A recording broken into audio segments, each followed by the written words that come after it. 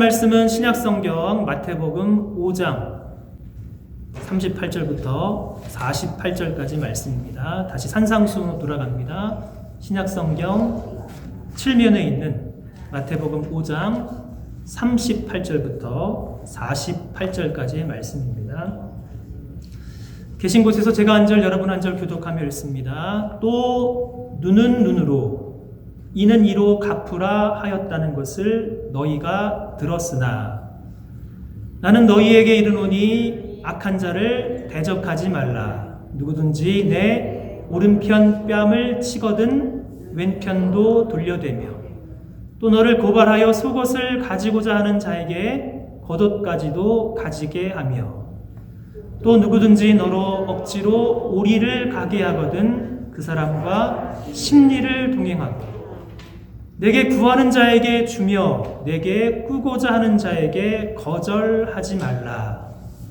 또 내 이웃을 사랑하고 내 원수를 미워하라 하였다는 것을 너희가 들었으나 44절입니다. 나는 너희에게 이르노니 너희 원수를 사랑하며 너희를 박해하는 자를 위하여 기도하라. 이같이 한즉 하늘에 계신 너희 아버지의 아들이 되리니 이는 하나님이 그 해를 악인과 선인에게 비추시며 비를 의로운 자와 불의한 자에게 내려주심이라. 너희가 너희를 사랑하는 자를 사랑하면 무슨 상이 있으리요? 세리도 이같이 아니하느냐?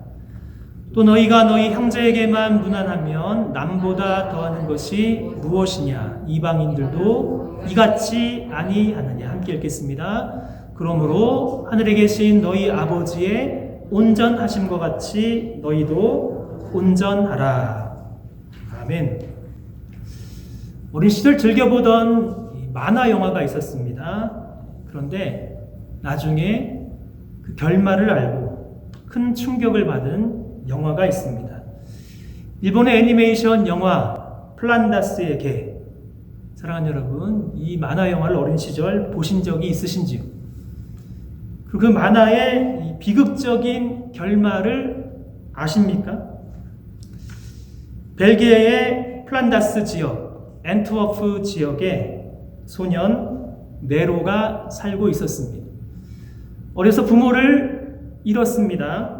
우유 배달하는 할아버지를 도우며 그림 그리기를 좋아하는 참 착한 소년, 참 행복한 소년으로 자라났습니다.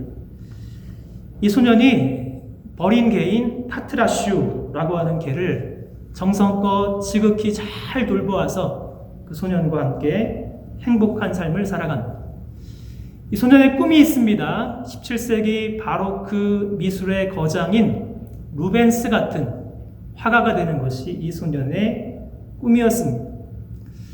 하루아침에 할아버지가 병으로 죽고 나서 너무나도 힘든 삶이 시작이 되었습니다. 월세를 낼 수 없는 형편이 되었습니다. 마을에 있는 풍차 화재 사건의 주범으로 오해를 받았습니다. 그래서 마을의 지역의 유지인 호제트라고 하는 아저씨의 미움을 받게 되었습니다. 소년의 꿈은 루벤스 미술대회 입상이었는데 루벤스 미술대회 입상을 받지 못하고 어느 추운 겨울날 앤트워프 성당에서 추운 겨울날 굶어서 얼어서 죽게 되었습니다. 소년 네로와 파트라슈의 비극적인 죽음을 보면서 얼마나 불쌍한 마음이 들었는지요.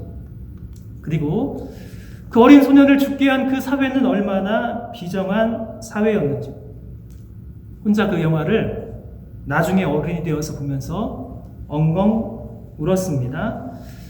아이들과 함께 그 영화를 다시 보면서 이런 비극적인 일이 우리가 살고 있는 세상에는 일어나지 않기를 간절히 바라는 마음도 들게 되었습니다. 사랑하는 여러분, 네로와 같은 소년 가장이 우리 주변에 있다면 우리는 어떻게 도울 수 있겠습니까? 네로를 보면 그 마음이 너무나도 착합니다. 네로는 오해를 많이 받았습니다. 미움도 받습니다. 딸 아로아를 만나지 못하게 하는 코제트 아저씨의 미움을 많이 받았습니다. 그렇지만 네로는 싫은 기색을 하지 않습니다. 오히려 코제트 아저씨의 잃어버린 전 재산을 찾아주고, 그리고 자신은 굶어서 죽어갔습니다. 이 땅에는 예수님을 닮은 그리스도인의 삶, 가장 힘든 것이 오늘 본문의 말씀입니다. 그리스도인이 이 땅을 살아가면서 가장 힘든 것, 우리에게 잘해주고 우리에게 선을 베푸는 사람들에게 선을 베푸는 것이 아니라 그 마음 착한 소년 네로처럼 우리에게 악을 행하고 심지어 우리에게 원수처럼 대하는 원수 같은 사람들에게 선을 베푸는 삶이 가장 어렵고 힘들고 가장 불가능해 보이는 경우입니다. 말씀을 시작하시면서 여러분에게 이런 질문을 드리고 싶습니다. 지금까지 우리 인생에서 만난, 여러분 인생에서 만난 최고로 악한 사람이 있다면 누가 생각이 나십니까? 만약 그 사람에게 복수할 기회가 우리에게 주어진다면 어떻게 멋지게 복수를 하시겠습니까? 이 질문 여러분 한번 곰곰이 한번 생각해 보십시오. 여러분 인생에서 만난 최고로 악한 그 사람 누구십니까? 복수할 기회가 있다면 어떻게 복수를 하시겠습니까? 오늘 예수님의 말씀은 산상수훈의 팔복에 이어서 세상의 소금과 빛으로 부르심을 받은 하나님 나라의 백성, 하나님 나라의 제자로 부름받은 우리가 이 땅에서, 우리 지역에서 어떻게 하면 어두운 세상을 비추는 산 위에 있는 동네 같은 삶을 살아야 하는지, 예수님의 6가지 삶의 방식의 말씀의 마무리입니다. 지금까지 다룬 6가지 삶의 방식 함께 생각해 보면 좋겠습니다. 1번부터 4번까지 저희가 다루었습니다. 첫째는 살인이었습니다. 살인. 마음으로 형제에게 노하고 미워하고 욕하는 것이 예수님은 살인이다 말씀하십니다. 간음. 마음으로 남자와 여자를 보고 음욕을 품는 것이 간음이다 말씀하십니다. 이혼. 정당한 이유 없이 결혼 언약을 깨트리는 것이 이혼이다. 맹세. 진실된 맹세가 아니라 헛된 맹세로 하나님의 영광을 가리는 맹세를 다루었습니다. 오늘 말씀 2가지입니다. 보복과 이웃사랑, 더 나아가서 원수사랑입니다. 보복에 대해서 예수님이 이렇게 말씀하십니다. 악한 자를 대적하지 말고 너그러운 마음으로 관용을 베풀라. 이웃사랑, 이웃에는 원수도 포함이 되기에 원수를 미워하지 말고 원수를 사랑하며 그 원수를 위하여 기도하라 말씀하고 계십니다. 이 5번째와 6번째 이 말씀, 하나님 나라 백성의 삶의 방식, 이 2가지 문제를 오늘 말씀을 통해서 함께 다루고 싶습니다. 하나님 나라 백성의 삶의 방식 5번째는 선한 자가 아니라 악한 자에게 행하는 보복의 문제입니다. 보복의 문제에 대해서 옛 언약 38절에서 예수님은 이렇게 말씀하십니다. 또 눈은 눈으로, 이는 이로 갚으라 하였다는 것을 너희가 들었으나. 이 말씀 구약에 있는 출애굽기 21장 23절부터 25절까지의 말씀의 요약입니다. 구약은 이렇게 말씀합니다. 생명은 생명으로, 눈은 눈으로, 이는 이로, 손은 손으로, 발은 발로, 된 것은 된 것으로, 상하게 한 것은 상하게 한 것으로, 때린 것은 때림으로 갚을지니라. 이렇게 복수하는 방법이 동해 보복법이라고 합니다. 무서운 형벌처럼 보이지만 무서운 형벌이 아니라 과도한 복수를 맞는 최소한의 형벌이 동해 보복법입니다. 만약 어떤 사람이 여러분의 눈을 눈을 상하게 했다라고 생각해 보십시오, 여러분. 그래서 평생 앞을 보지 못하는 사람이 되었다라고 생각한다면 여러분 어떻게 하시겠습니까? 내 눈을 상하게 한 그 사람 어떻게 하시겠습니까? 분명히 원수로 여길 것입니다. 할 수만 있다면 그 원수의 재산도 뺏고 원수의 명예도 빼앗고 원수의 모든 인간관계도 파괴하고 싶을 것입니다. 수단과 방법을 가리지 아니하고 정말로 복수하고 싶은 생각이 마땅히 들 것입니다. 할 수만 있다면 내 눈을 상하게 한 그 사람의 생명까지도 취하고자 할 것입니다. 구약의 악한 사람, 최초의 살인자, 동생을 죽인 가인이 있습니다. 가인의 후손 가운데 이 가인보다 더 악한 라멕이라는 사람이 있습니다. 라멕은 하나님이 짝지어 주신 결혼 언약을 파괴하고 두 아내를 두었습니다. 그 라멕이 아내들에게 이렇게 말합니다. 라멕이 아내들에게 이르되 아다와 실라여 내 목소리를 들으라. 라멕의 아내들이여 내 말을 들으라. 나의 상처로 말미암아 내가 사람을 죽였고 나의 상함으로 말미암아 소년을 죽였도다. 가인을 위하여는 벌이 7배일진데 라멕을 위하여는 벌이 77배이로다. 라멕, 우리도 라멕처럼 1대1로 만족할 수가 없습니다. 할 수만 있다면 최소 7배, 할 수만 있다면 7배를 넘어서 77배의 복수를 하려고 하는 그 악한 마음이 우리에게도 있습니다. 동해 보복복의 구약의 율법의 말씀, 보복의 폐해를 어느 정도 막을 수 있지만 진정한 해결책은 되지 못합니다. 이 법대로 지킨다고 해도 결국에는 깊은 상처가 남습니다. 어떻게 하면 보복의 연결고리를 끊을 수가 있겠습니까? 지난 이정천 교수님의 강의대로 어떻게 하면 페인 사이클이 아니라 피스 사이클을 만들 수가 있겠습니까? 보복의 문제에 대한 예수님의 새로운 해석 39절부터 42절까지의 말씀입니다. 마태복음 5장 39절부터 42절까지의 말씀, 우리 천천히 같이 한번 읽기를 원합니다. 시작. 나는 너희에게 이르노니 악한 자를 대적하지 말라.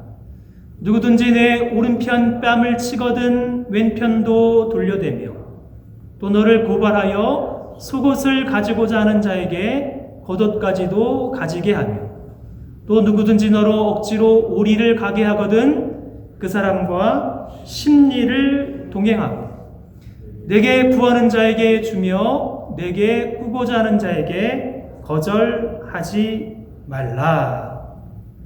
예수님은 말씀하십니다. 악한 자를 대적하지 말라. 눈에는 눈, 이에는 이 방식이 예수님의 방법이 아닙니다. 예수님의 방법은 너그러운 관용입니다. 유진 피스터슨 목사님 메시지 성경에서 이렇게 현대적으로 해석을 하고 있습니다. 다시 생각해 봐야 할 옛말이 또 있다. 눈에는 눈, 이에는 이라는 말이다. 그렇게 해서 문제가 해결되겠느냐? 내가 하고 싶은 말은 이것이다. 절대로 되받아치지 마라. 누가 너를 치거든 그 자리에서 맞아라. 누가 너를 법정으로 끌고 가서 내 셔츠를 달라고 소송하거든 내 가장 좋은 외투까지 잘 포장해서 선물로 주어라. 그리고 누가 너를 억울하게 이용하거든 종의 삶을 연습하는 기회로 삼아라. 똑같이 갚아주는 것은 이제 그만하여라. 너그럽게 살아라. 사랑하는 여러분, 이 말씀대로 순종하기를 원하십니까? 악한 자를 만났을 때 예수님이 우리에게 기대하시는 보복의 방법은 눈에는 눈, 이에는 이가 아닙니다. 구체적으로 어떻게 너그러운 관용의 삶을 살 수 있겠습니까? 네 가지 방식으로 예수님께서 구체적으로 우리에게 적용의 말씀을 주십니다. 첫 번째, 누가 오른편 뺨을 치거든. 오른손을 한번 들어보십시오, 여러분. 오른손. 우리가 만약에 오른손으로 상대의 뺨을 친다면 어떤 뺨을 치겠습니까? 왼뺨이죠. 오른편 뺨이 아니고. 그럼 우리가 오른손을 가지고 어떻게 하면 상대의 오른쪽 뺨을 칠 수 있겠습니까? 손등으로. 손등으로. 누군가가 우리를 손등으로 오른쪽 뺨을, 그것도 눈물이 날 정도로 세게 쳤다라고 생각해 보십시오, 여러분. 고통도 고통이지만 참 수치심, 우리의 인격과 명예가 바닥까지 떨어지는 것입니다. 그때 예수님께서 말씀하십니다. 어떻게 하라고요? 누구든지 내 오른편 뺨을 치거든 어떻게 하라고요? 왼편도 돌려대며. 되받아치지 말고 자신을 낮추라고 말씀하십니다. 법정에서 우리를 고발해서 속옷을 기어코 뺏고자 하는 사람이 있습니다. 어떻게 하라고요? 겉옷까지 가지게 하라. 예수님 당시에 속옷과 겉옷 중에 가장 중요한 것은 겉옷입니다. 겉옷은 추운 밤에 덮고 잘 수 있는 담요 기능을 하기에 속옷 없이는 살아도 겉옷 없이는 살 수 없는 문화입니다. 피터슨 목사님, 우리가 가장 아끼고 가장 좋아하는 외투까지 잘 포장해서 선물로 주라라고 말씀하고 있습니다. 로마의 병사가 우리를 억지로 오리까지 가게 할 수 있는 권한이 있습니다. 예수님께서 십자가를 지셨을 때 십자가의 무게가 너무나도 무거워서 로마의 병사는 구레네 시몬이라는 사람에게 억지로 예수님의 십자가를 지게 하십니다. 로마 병사에게 그럴 수 있는 권한이 있습니다. 누가 우리를 억지로 오리를 가게 하고자 한다면 플러스 오리에서 심리를 동행을 하라라고 말씀합니다. 누군가 우리에게 구하는 자에게 주라고 말씀합니다. 내게 꾸고자 하는 자에게 거절하지 말라고 말씀하십니다. 이것이 예수님께서 우리에게 주시는, 우리 인생에서 악한 자를 만났을 때 우리가 할 수 있는 최고의 복수의 방법이라고 말씀하십니다. 예수님은 우리에게 악을 행하는 사람들에게 더 이상 보복의 방식이 아니라 너그러운 방식의 관용을 베푸는 삶을 우리에게 기대하십니다. 사랑하는 여러분, 이 말씀을 들었습니다. 순종하기를 원하십니까? 순종을 해야 합니까? 지금까지 순종을 하지 못했다면 앞으로는 순종하기를 원하십니까? 아무리 봐도 앞으로도 순종할 가능성이 별로 없어 보입니다. 예수님의 이 말씀 그대로 지키며 살아도 세상에서 살아갈 수 있는 것입니까? 어떻게 하면 이 말씀을 지키며 살아갈 수 있겠습니까? 산상수훈의 말씀의 전제, 세상 사람이 지킬 수 없는 하나님 나라의 윤리입니다. 산상수훈의 전제, 팔복의 첫 번째 복이었습니다. 심령이 가난한 자는 복이 있나니 천국이 그들의 것임이요. 심령이 가난한 사람, 세상의 어떤 것으로 채울 수 없는 가난함입니다. 그 마음은 오직 전적으로 하나님만이 채워줄 수 있는 마음의 가난함, 오직 하나님을 바라보고 하나님을 의지하는 것 외에는 채울 수 없는 마음의 가난함입니다. 예수님의 제자들, 자격이 있어서 예수님의 제자들이 된 것이 아닙니다. 하나님의 넘치는 은혜와 사랑이 그들에게 임하여서 하나님 나라가 무엇인지, 이 땅에 임한 천국의 삶이 무엇인지 마음으로부터 경험한 사람들입니다. 그러기에 이 사람들에게 무엇인가 기대하고 의지하지 아니하고 오직 전적으로 하나님만 의지하고 바라는 마음이 참으로 가난한 사람입니다. 이민사회에서 같은 한국 사람들에게 손해날까봐 의도적으로 한국 사람 피하는 사람이 있습니다. 자신이 부당하게 대우를 받은 대로, 당한 대로 똑같이 보복하여 돌려주는 방식, 하나님 나라 방식이 아니라 누군가 우리를 치면 그냥 맞아주고, 달라고 하면 그냥 주고, 가자고 하면 가고, 구하는 자에게 너그러운 관용의 삶을 사는 사람, 우리 예수님 보시기에 그 사람이 하나님 나라에 속한 하나님 나라의 백성이라 말씀합니다. 그러므로 사랑하는 성도 여러분, 이 말씀이 어려워도 이 말씀을 우리 삶에 적용할 기회가 다가왔을 때, 악한 자를 우리 인생에서 만났을 때 이 말씀 그대로 순종하시는 저와 여러분 될 수 있기를 간절히 기도합니다. 6번째 말씀, 악한 자보다 더 심한 이번에는 누구입니까? 원수입니다. 원수를 만났을 때 어떻게 해야 하는 것입니까? 이웃과 원수에 관한 말씀 43절 이렇게 말씀합니다. 또 내 이웃을 사랑하고 내 원수를 미워하라 하였다는 것을 너희가 들었으나, 어떻게 하라고 여러분? 이웃은 사랑하고 원수는 어떻게 여러분? 미워하라. 이거 좀 괜찮네요, 그렇죠? 이웃은 사랑하고 원수를 미워하라 하였다는 것을 너희가 들었으나, 예수님 당시에 바리새인과 서기관들은 이렇게 사람들을 가르쳤습니다. 이웃은 사랑해도 괜찮은데 원수는 어떻게 하라? 미워하라. 이렇게 가르쳤습니다. 성경엔 여러분 이런 말씀이 없습니다. 구약성경 레위기 19장 18절, 원수를 갚지 말며 동포를 원망하지 말며 내 이웃 사랑하기를 내 자신과 같이 사랑하라. 나는 여호와이니라. 누가 내 이웃입니까? 원수도 내 이웃입니까? 예수님 묻습니다.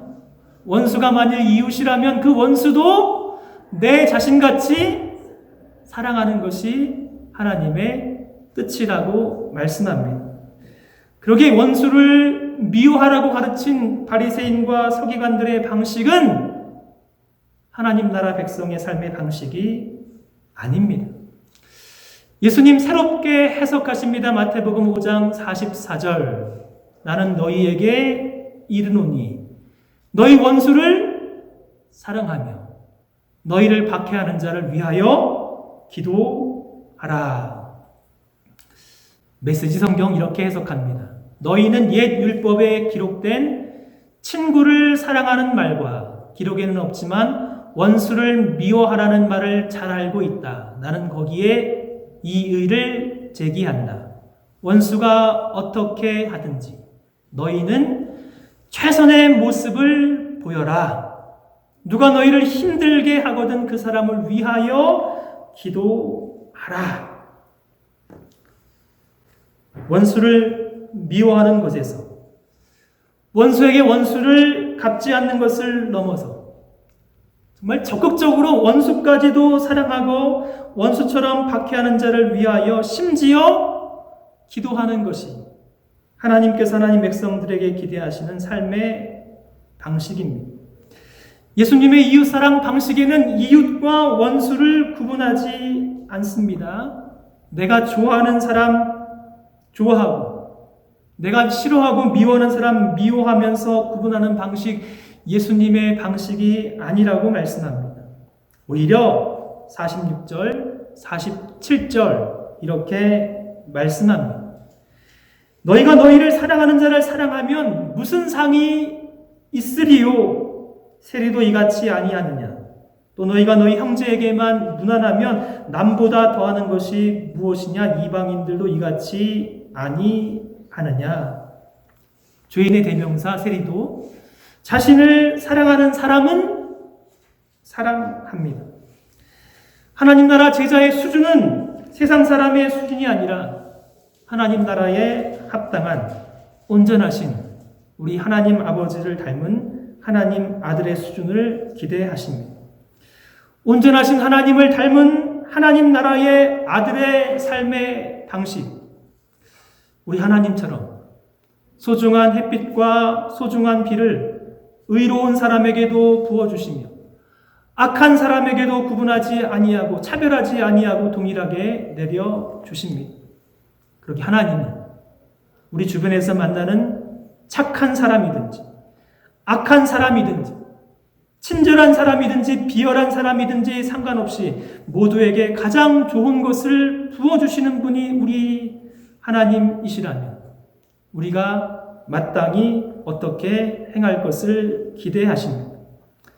너희가 사랑할 만한 사람만 사랑하는 것이 고작이라면 어떻게 하나님의 상급을 바랄 수가 있겠는가? 그것은 누구나 할 수 있는 일이다.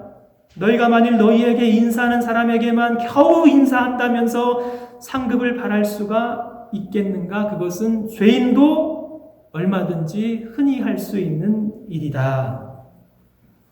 예수님의 가르침을 들은 사도 바울, 이 말씀 그대로 적용하면서 로마서 12장 14절부터 21절 우리에게 이렇게 권면하며 말씀하고 있습니다. 같이 한번 천천히 읽습니다. 시작. 너희를 박해하는 자를 축복하라. 축복하고 저주하지 말라. 즐거워하는 자들과 함께 즐거워하고 우는 자들과 함께 울라. 서로 마음을 같이 하며 높은 데 마음을 두지 말고 도리어 낮은 데 처하며 스스로 지혜 있는 채 하지 말라. 아무에게도 악을 악으로 갚지 말고 모든 사람 앞에서 선한 일을 도모하라. 할 수 있거든 너희로서는 모든 사람과 더불어 화목하라. 내 사랑하는 자들아, 너희가 친히 원수를 갚지 말고 하나님의 진노하심에 맡기라. 기록되었으되 원수 갚는 것이 내게 있으니 내가 갚으리라고 주께서 말씀하시느니라. 내 원수가 줄이거든 먹이고 목마르거든 마시게 하라.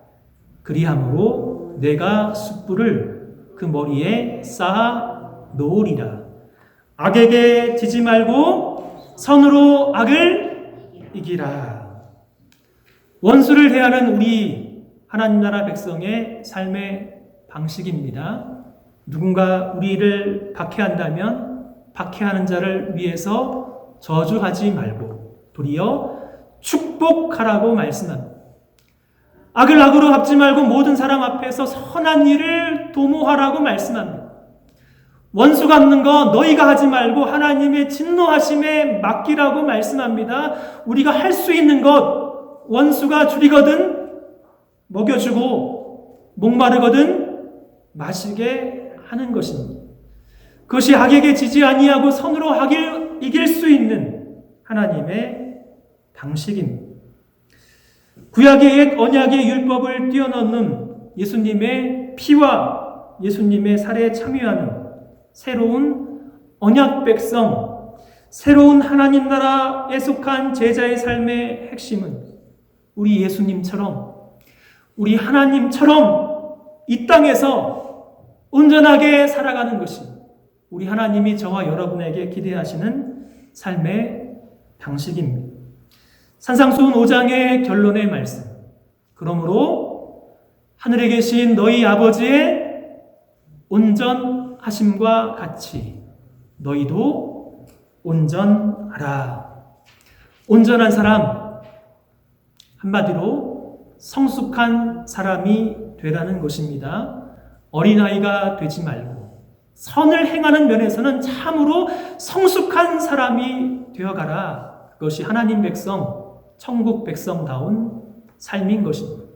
그것이 이 땅에서 우리를 두신 하나님의 아들과 딸로 이 땅에 두신 우리 신분에 걸맞는 삶인 것입니다. 하나님께서 너희에게 하시는 것처럼 너희도 다른 사람을 대할 때 그렇게 너그럽고 그렇게 인자하게 살아가라. 사랑하는 여러분, 어떻게 하면 악을 행하는 자에게 보복하지 아니하고 너그러운 관용을 베풀며 이 땅을 살아갈 수 있겠습니까? 어떻게 하면 우리가 사랑하는 사람만 사랑하는 수준을 넘어서 원수까지 사랑하며 원수를 불쌍히 여기며 기도하는 삶을 살 수가 있겠습니까? 말씀을 시작하면서 생각나는 그 악한 사람, 그 악한 원수가 똑같은 그 사람, 어떻게 하면 하늘에 계신 우리 아버지의 온전하신 그 사랑과 관용과 선함이 우리 안에 충만해서 우리의 이 어렵고 힘든 인간관계의 페인 사이클을 끊고 어떻게 하면 피스 사이클을 만들 수 있겠습니까? 이것이 정말로 어떻게 가능하겠습니까? 이 문제 가지고 진지하게 기도하시고 하나님의 뜻을 행할 수 있는 우리가 되기를 바랍니다. 한국교회 역사 가운데 사랑의 원자탄이라는 별명을 가진 손양원 목사님이 계십니다. 손양원 목사님의 이 삶을 다시 한번 여러분에게 소개하고 함께 기도하기를 원합니다. 목사님은 1902년 경남 하만에서 태어나시고 평양신학교를 졸업한 이후에 전라남도 여수의 나병 한센병 황자들의 이 교회인 예양원 교회에서 목회를 하셨습니다. 일제시대 때 신사참배를 강요하는 일본에 하나님 외에는 다른 신을 두지 말라는 십계명의 제1계명과 우상에게 절하지 말며 섬기지 말라는 십계명의 2계명 말씀에 순종하기 위해서 신사참배를 거부하고 일제에 끌려서 5년 동안 감옥살이를 하시게 되다가 광복을 맞이했습니다. 감옥에서 돌아와서 다시 여수 예양원 교회에서 목회를 하는데 3년이 못 되어 여수 지역에 여순 반란 사건이 일어나서 지역의 청년 가운데 안재선이라고 하는 이 청년이 공산당원이 되어서 손양원 목사님의 두 아들 고등학생 동인이와 중학생 동신이를 끌고 가서 예수님을 포기하면 살려주겠다는 협박을 하게 됩니다. 이 목사님의 두 아들 동인이와 동신이 끝까지 예수님을 전하다가 안재선에게 총을 맞아서 죽게 되었습니다. 그 두 아들 죽는 이 장례식에서 손양원 목사님은 10가지의 유명한 감사 기도를 하는데 그 중에 7번째 이 감사 기도가 이런 내용이었습니다. 나의 사랑하는 두 아들을 총살한 원수를 회개시켜 내 아들 삼고자 하는 사랑의 마음을 일으켜 주시니 감사합니다. 자신의 사랑하는 두 아들을 죽인 원수 안재선을 마음속으로 용서하고 양 아들을 삼기로 기도하며 어린 중학생 딸 손동희에게 이렇게 말합니다. 손양원 목사님의 딸 손동희 권사님, 이때의 사건을 나의 아버지 손양원 목사님이라는 책에서 회고하며 아버지의 말을 기록합니다. 동희야, 제1계명, 제2계명이 하나님의 명령이라면 원수를 사랑하는 말씀도 똑같은 하나님의 명령이다. 그런데 어느 것은 순종하면서 어느 것은 순종하지 않는다면 그보다 더 모순이 어디 있겠니? 두 오빠는 천국에 갔으나 그들을 죽인 자는 지옥에 갈 것이 분명한데 목사로서 그 사람이 지옥 가는 것을 어떻게 보고만 있으란 말이냐. 동희야, 성경 말씀을 자세히 보아라. 분명히 원수를 사랑하라 하셨다. 용서만 가지고는 안 돼. 그 학생을 살려주는 것만으로도 부족해. 원수를 사랑하라고 하셨으니 사랑하기 위해 내 아들로 삼아야 돼. 이 아버지의 뜻을 따라주렴. 손동희 권사님, 아버지의 말씀대로 안재선이 처형당하기 직전에 눈물로 아버지의 뜻을 전합니다. 그 원수 같은 안재선을 살려줘. 안재선은 손양원 목사님의 양 아들이 되었습니다. 2년 후에 손양원 목사님 공산당에게 끌려가서 48살 젊은 나이에 순교를 당하셨습니다. 손양원 목사님의 양아들 안재선도 비교적 젊은 48의 나이에 후두암으로 하나님의 부르심을 받기 전에 손동희 권사님을 찾아와서 하는 말씀. 동희야, 나는 곧 하나님 나라로 간다. 내가 죽어서 천당에 가면 내 두 오빠에게 무릎을 꿇고 사죄하려 한다. 안제선은 용서의 말을 남기고 하나님의 부르심을 받았습니다. 그 손양호 목사님의 양아들 안제선의 그 아들 안경선 목사님의 이야기를 들은 적이 있습니다. 안경선 목사님, 아버지를 회고하며 이렇게 말합니다. 저는 할아버지와 아버지의 관계를 고3 겨울에 아버지가 돌아가신 뒤에 알게 되었습니다. 손 목사님의 아들인 손동길 목사님께서 저를 찾아와 내가 너의 작은 아버지라고 말씀하시면서 사랑의 원자탄이라는 책을 주셨습니다.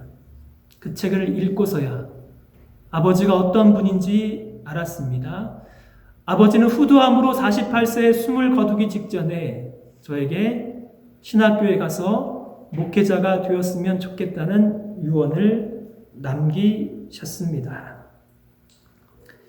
아버지 안경선 손양호 목사님의 도움으로 신학을 전공하고 목회자가 되려고 했는데 아버지가 이루지 못한 꿈을 아들이 이루어달라고 유언을 남겼습니다.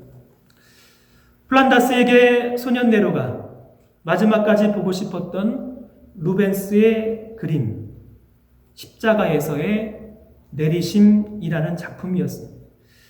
우리 예수님 십자가에서 고통스럽게 십자가에 달리시면서 하신 첫 번째 말씀, 첫 번째 기도, 아버지 저들을 사하여 주옵소서. 자기들이 하는 것을 알지 못함이니이다. 온전하신 하나님 아버지께 죄인의 용서를 구하는 기도를 올려 드리셨습니다. 예수 그리스도의 십자가 죽으심을 믿는 우리가 아직 죄인 되었을 때 그리스도께서 우리를 위하여 죽으심으로 하나님께서 우리에게 대한 자기의 사랑을 확증하셨느니라. 이 말씀을 받습니다. 곧 우리가 원수 되었을 때 그의 아들의 죽으심으로 말미암아 하나님과 화목하게 되었은즉 화목하게 된 자로서는 더욱 그의 살아나심으로 말미암아 구원을 받을 것이니라. 우리는 하나님 보시기에 죄인이었을 때, 하나님과 원수가 되었을 때 하나님의 온전하신 사랑을 입어 용서함을 받고 화목하게 하시는 예수 그리스도 십자가 죽으심으로 용서받고 사랑받은 넘치는 은혜를 받은 죄인입니다. 사랑하는 여러분, 하나님의 온전하신 예수님의 은혜와 사랑이 우리의 삶 가운데 이루어지기를, 그래서 악한 자를 대적하지 아니하고 우리 이웃을 내 몸과 같이 사랑하기를, 그 이웃 가운데는 우리에게 원수 같은 이웃도 사랑할 수 있는 하나님의 온전하심을 닮아가는 저와 여러분 되시기를 간절히 바랍니다.